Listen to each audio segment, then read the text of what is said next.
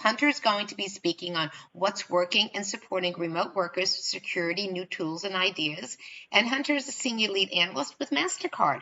Go ahead, Hunter. Thank you. Hey, everybody. It's great to be here. And I got to say, it's been some wonderful speakers to have to follow after. It's going to make my job tough, but I appreciate hearing all the wonderful perspectives and great ideas and information everybody's brought today. Most of what I'm going to talk about, I think a lot of our speakers have already spoken about as well, so this should move fairly quickly. I won't go too deep unless people have any questions. We are a little tighter on time, and that's perfectly fine. What is working today for supporting remote workers? That's a big question, and I think for many people, there's a high level to that. What I'm going to look at is actually going to be more on the worker side themselves. A lot of times I work directly with our analysts these are the people who are actually working the alerts, actually working alarms, actually interfacing with our customers. And so I get to hear a lot of their issues. I get to see them day to day and work hand in hand with what they're going through and how things are working for them.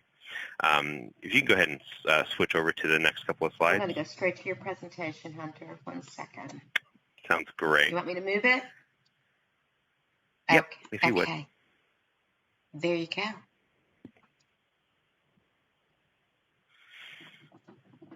Beautiful. So, one of the things that a lot of people have struggled with, I know, even we had to look at how we were going to integrate remote work, and I see a lot of smaller companies and even larger companies struggle with this as well, and I've heard it touched on here, is what type of office are we looking at? Obviously there are different remote offices. There's a full remote office. We all understand that concept. And there's some pros and cons to both of these. The pro, obviously, as I've heard, is, it saves money in workspaces, in trying to fit our workforce into brick and mortar situations. There are some worker motivation challenges, which I've heard, touched on as well. And I really appreciate that we're talking about those kind of things. How do we motivate our workforces to work remotely and stay on task, stay accountable to themselves, and really engineer that concept of self-accountability and focusing on the tasks that we have. I see one of the big issues we have is I hear a lot of remote workforces talking about, flexible time and flexibility and how they're accomplishing their tasks, and that works really good for executive level groups, the groups that can say, hey, you know what, my task today is to manage this group, or I've got this set of projects ahead of me, or I've got to touch these boxes or handle these servers, that kind of thing. Those work wonderful for that. There's also the other side of that. You have the groups that have to be on the clock within certain times. They have to be available within a certain window, and keeping them motivated can be a different kind of a beast. Reminding them where that structure has to be, helping support them so that they don't feel like they're out in the wind trying to figure out complex issues. One of the big things that we've done with our remote workers has been to make sure that they have very easy, very convenient touchstones with us, especially those of us who are managing those groups or who have higher level knowledge of it, making sure that they have a way to simply touch base with us and say, hey, I've got a dumb question and I don't want to air it in front of everyone, and allowing that to also be used to instruct everyone else who may also have that question but might be embarrassed to say something about it. So full remote has its pros and cons. Some of the pros are really great. Some of the cons make it a lot more difficult. There are challenges to accountability, and even more so, I would say there are even higher level challenges to training. If it's not a situation where the job allows for someone to have a degree in that field and just come in and do it, but there's some internal structure training and there's some SOP training, things like that, it can present its own challenges. You don't get to physically see the gaps that we're used to seeing and used to working through. You have to be able to understand how to touch base with people and ask those probing questions so that you can get an idea of if they're really comprehending the concepts or if they're struggling with certain parts of it. So it's a lot more vigilance on our part. Temporary remote situations are a little bit easier in that regard because we get to see each other a bit more. This is what I see for a lot more critical workers, people who, you know, during the start of COVID were able to move off-site, but who have to come back in at some point. Temporary remote and partial can be very interchangeable for the most part. Temporary generally means that there's going to be an expectation that everybody in that group is going to have to move back into the office at some point. A lot of our field engineers and analysts are definitely going to be in that goal, that whole group. Whereas your partial remote generally means that you can continue with that hybrid ideal. And both of these have a lot of the same pros and cons to them. We do have to maintain the structure for them, the infrastructure in the actual offices, which can cause some higher overhead for most of us.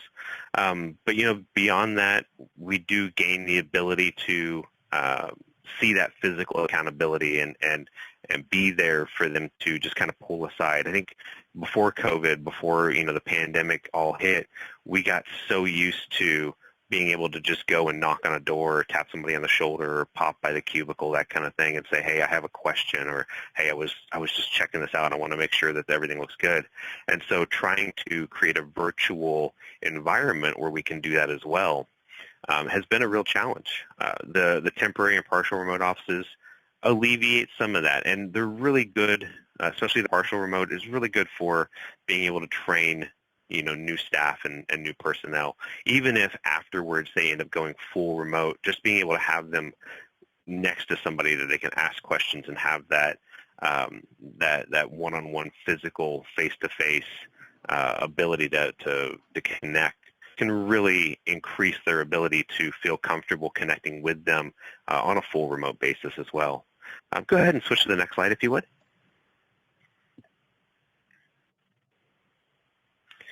So the next slide we're going to be talking about technologies. I think most of us, and I've heard some really great technology bits here. I think those are amazing. I've really enjoyed those. So I'm not going to touch too much on this. I think most of us understand most of these. You have in-house versus third-party technologies. We've seen a lot of issues with that, and the last speaker was spot on with that. You can develop in-house technologies, but you do have that overhead. Whereas third-party, maybe you have to make it work. Maybe there's some things in there that you just have to work with or learn to live with. And so there are some pros and cons to that you really have to measure out. And I think the real key here, especially when it comes to remote workers, is making sure that from an executive standpoint, when you're looking at a off-the-shelf technology or an off-the-shelf idea, is it going to be able to be deployed and meet the actual needs of the people that you're trying to service with it? Or is there going to be a lot of overhead on the other side of that, trying to customize it or work around it or find other tools that supplement it that may actually end up making the staff who has to work with this every day actually end up making their jobs a little bit harder? There's a lot of security technologies out there. I loved hearing a lot of those today. VPNs, UTMs. There's so many. I'm not even going to touch on those because I think our other panelists did a wonderful job at that today. But I will talk about things like collaboration tools and shared information storage, things like that, because those are huge when it comes to supporting our remote workers. Good collaboration tools, whether you're choosing Teams or WebEx or just the Office suite itself, just any tool that you're using, again, is going to come back to making sure that it's a tool that is going to be functional, not just on a high level, not just on paper, but actually, in the dirt with your tier ones or your field analysts or, whoever you have out there who's got to work with it every day. Because if we don't make it easy for them to work with every day, then we're causing more stress and we're actually introducing chances for failure into how they do their job. Same thing comes with the shared information storage. It's important, obviously, to keep that very secure, but it's also almost equally important to make sure that it's something that they can easily access and get to, that they can find that data to, that it's well indexed and it's well sorted. I see a lot of times where companies will institute a storage ideal or a library, and along the way, it got convoluted. Things got difficult to find. And when that happens, it is almost detrimental because then they're spending as much time, if not more time, trying to find the data they need to do their job or trying to find the tools and resources to understand an error or a principle, which can take away from them actually fixing that and being effective for your customers.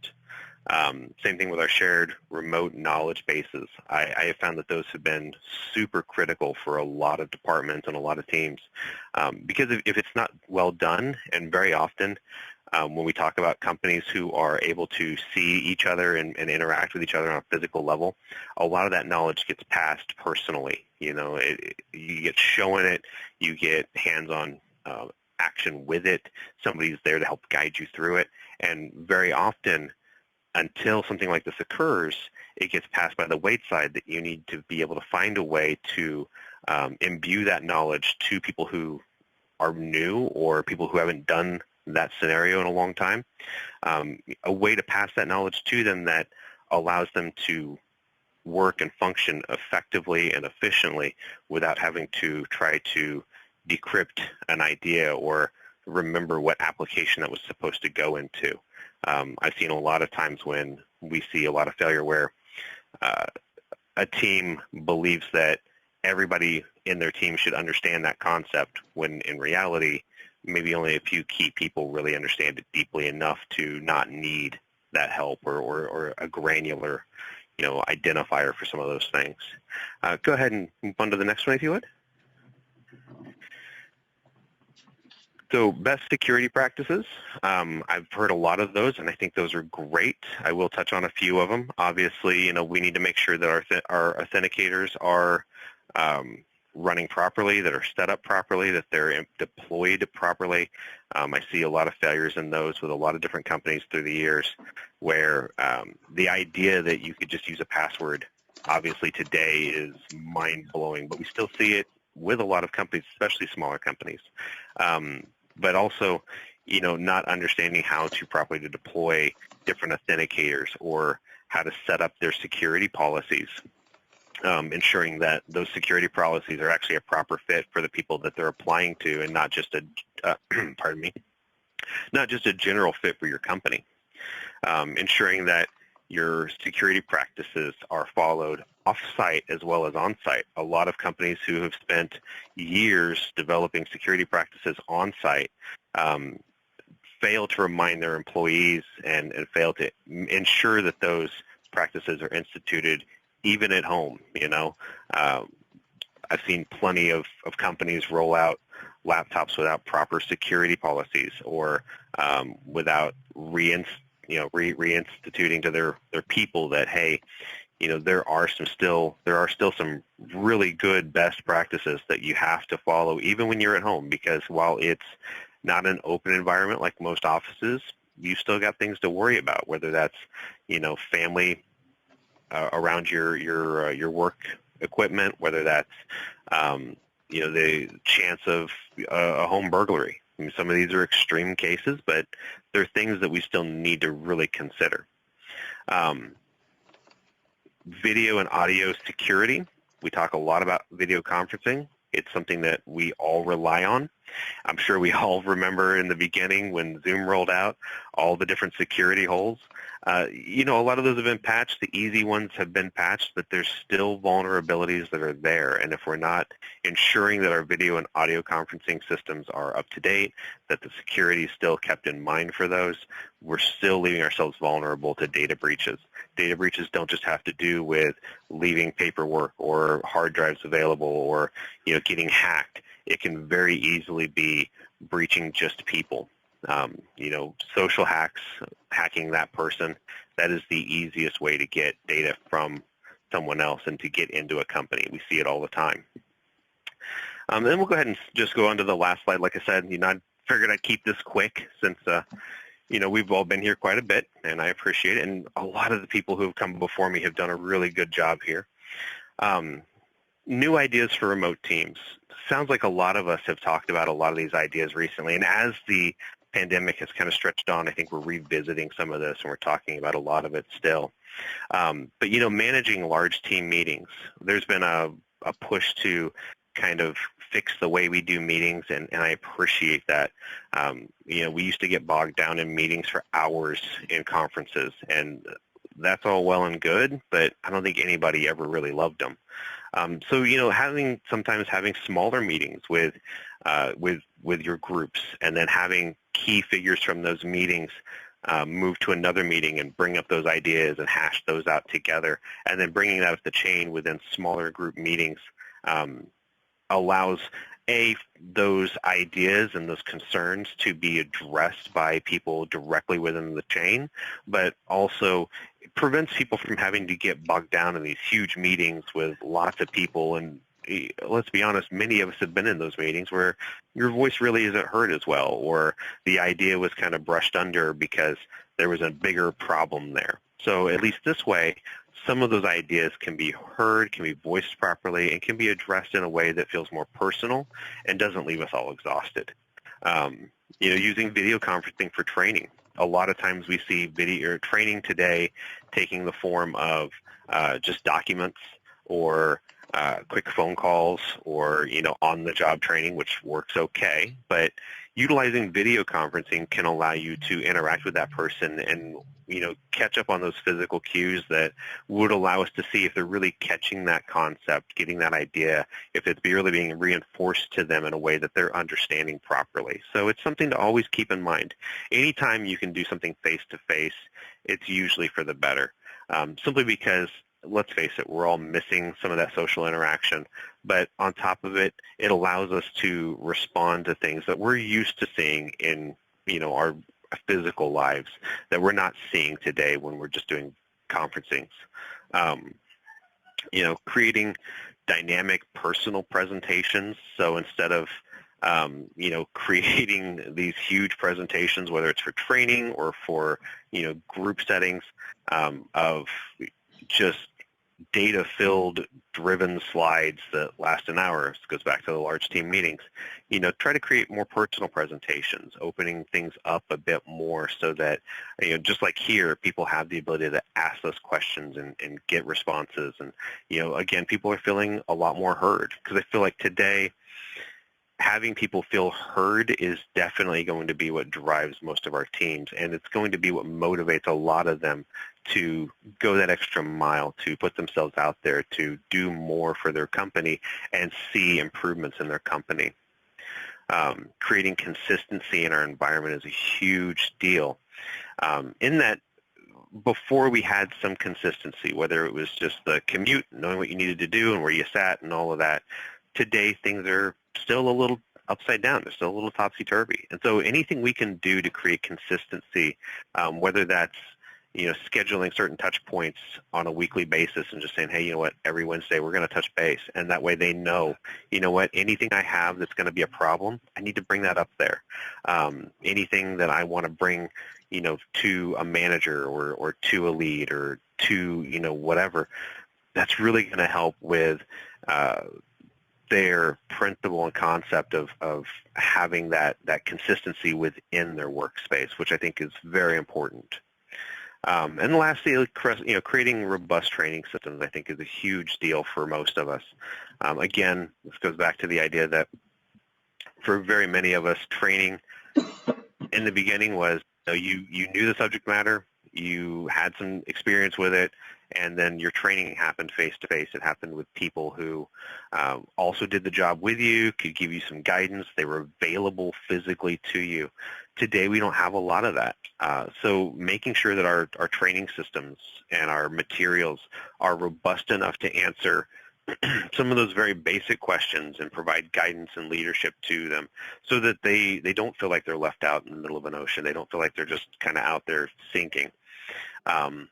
Allows them to continue with their job, feel efficient, feel confident with their jobs, and then save those questions and those concerns and maybe allow for some correction when we are able to video conference or teleconference together and make sure that people are all on track.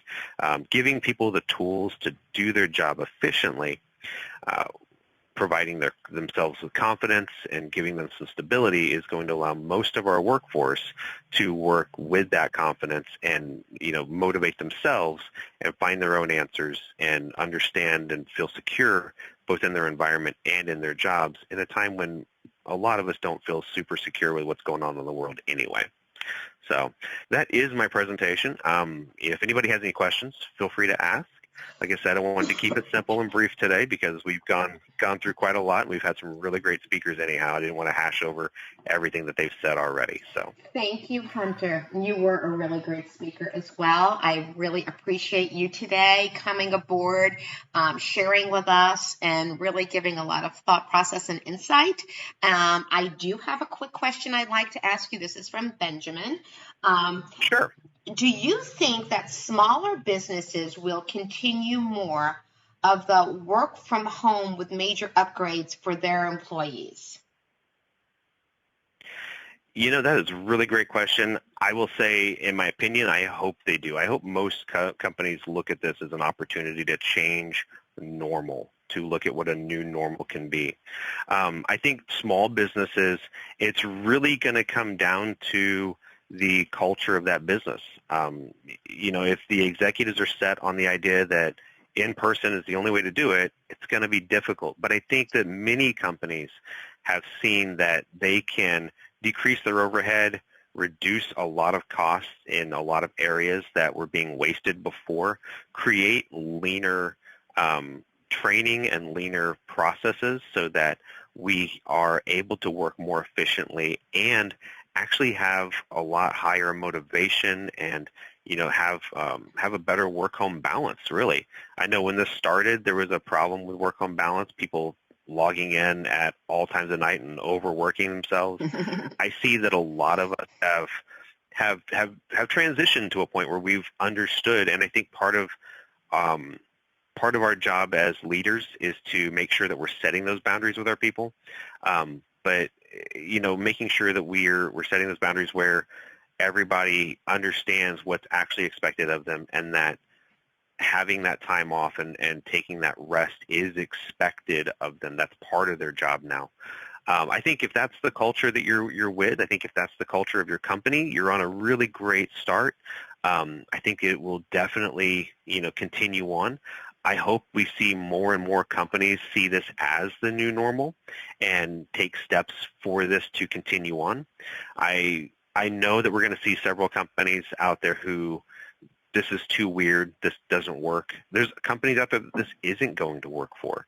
But I do think we're going to see a lot more companies today transition to where this is the new normal, where a larger portion of their staff are at home, that remote working is more normal than it used to be, that it's not just for the higher echelon staff, that it trickles down within the rest of the company, and it seeps into our culture that the principles we've identified here and the principles and concepts that we've started to build on being able to say, hey, you know what, your personal well-being, your mental health, your rest, and your family, those are part of your job, right? Like that's as important as the work you do here, and we're taking that as important as well. I think that's something that we need to see more of, and I honestly hope it continues on. I wish I could say for sure that it's definite, but I think we're going to see a lot more of it, yes. Thank you. And that's a really good point. We all have to remember that we need to rest. I forget to rest a lot. So I personally can understand that.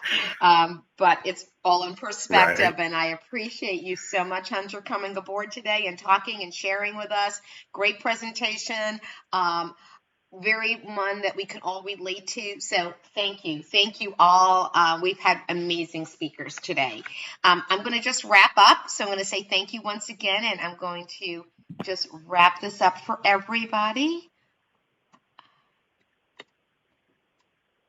And there we go. We were appreciative of having Hunter with us, as we were with all of our speakers and all the questions that came out from our attendees. On behalf of all the executives online, I would like to express gratitude for sharing your powerful ideas and key tech insights with us. Your dedication to our profession sets a high benchmark for others to follow, and we surely will all leave this summit with newfound insights for our tech departments. This meeting is now officially concluded. Thank you so much again, and enjoy the rest of your day. Thank you.